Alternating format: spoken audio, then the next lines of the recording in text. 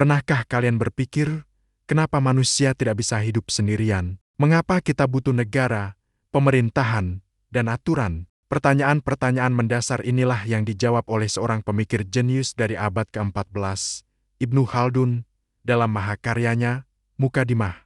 Hari ini, kita akan menyelami bab pertama buku legendaris ini, yang menjadi fondasi ilmu sosial modern. Mari kita mulai dari konsep dasarnya, umran. Bagi Ibnu Khaldun, umran adalah peradaban atau kehidupan bermasyarakat. Menurutnya, manusia itu makhluk yang lemah. Satu orang saja tidak mungkin bisa memenuhi semua kebutuhannya sendiri, mulai dari mencari makan, membangun rumah, sampai melindungi diri dari bahaya. Kita butuh kerjasama. Dari kerjasama inilah lahir masyarakat. Tapi, yang membedakan kita dari hewan adalah akal. Dengan akal, kita tidak hanya berkumpul, tapi juga menciptakan alat, mengembangkan ilmu pengetahuan, dan membangun sistem sosial yang rumit. Inilah cikal bakal lahirnya kota, negara, dan peradaban besar.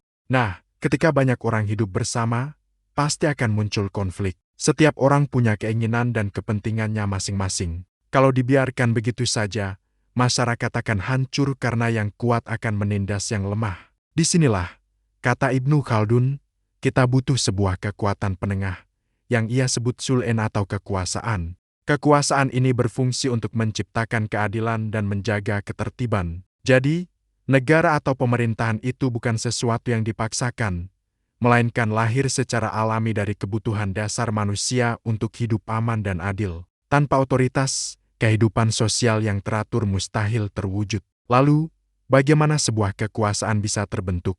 Disinilah Ibnu Khaldun memperkenalkan konsepnya yang paling terkenal, asyabiah. Asyabiah bisa diartikan sebagai solidaritas kelompok, semangat kesukuan, atau ikatan sosial yang sangat kuat. Bayangkan asyabiah ini seperti lem yang merekatkan sebuah kelompok. Kelompok dengan asyabiah yang tinggi akan punya rasa persatuan, tujuan bersama, dan keberanian untuk berjuang. Menurut Ibnu Khaldun, asyabiah inilah mesin penggerak utama dalam sejarah. Sebuah kelompok bisa bangkit dan mendirikan negara karena mereka punya asyabiah yang kuat. Mereka mampu bersatu, menaklukkan kelompok lain, dan membangun dinasti. Sejarah, bagi Ibnu Khaldun, adalah panggung pertarungan antar asyabiah.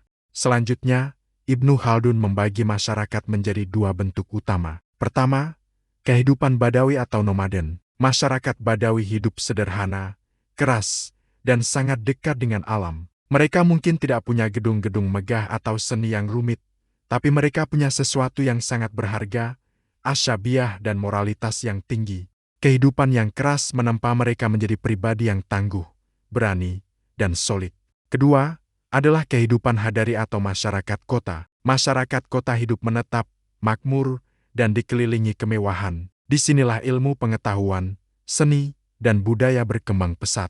Namun, ada sisi negatifnya. Menurut Ibnu Khaldun, kemewahan dan kenyamanan hidup di kota secara perlahan akan menggerus semangat juang dan solidaritas. Asyabiah mereka mulai melemah. Dari sinilah kita melihat pandangan siklus peradaban ala Ibnu Khaldun. Sebuah peradaban biasanya dimulai dari masyarakat Badawi yang punya asyabiah kuat. Mereka menaklukkan wilayah dan mendirikan dinasti di kota. Generasi pertama adalah generasi pendiri yang tangguh. Generasi kedua menikmati hasil perjuangan orang tua mereka, tapi masih ingat masa-masa sulit. Generasi ketiga lahir dalam kemewahan total. Mereka lupa akan perjuangan, menjadi lemah, dan kehilangan asyabiah. Pada titik inilah, dinasti mereka menjadi rapuh.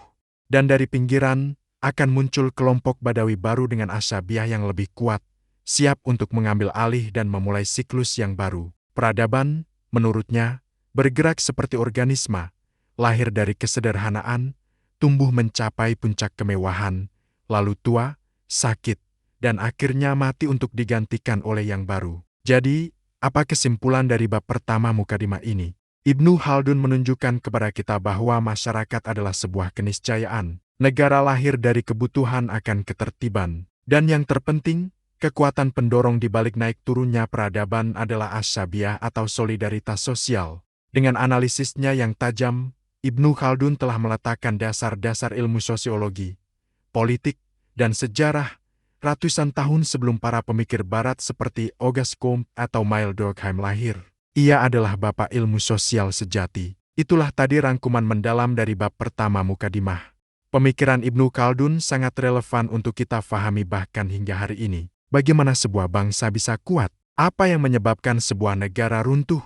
Jawabannya mungkin terletak pada seberapa kuat asyabiah atau rasa persatuan kita sebagai sebuah bangsa. Terima kasih sudah menyimak sampai akhir. Jika kalian suka dengan konten seperti ini, jangan lupa untuk like, komen, dan subscribe agar tidak ketinggalan pembahasan menarik lainnya. Sampai jumpa di video berikutnya.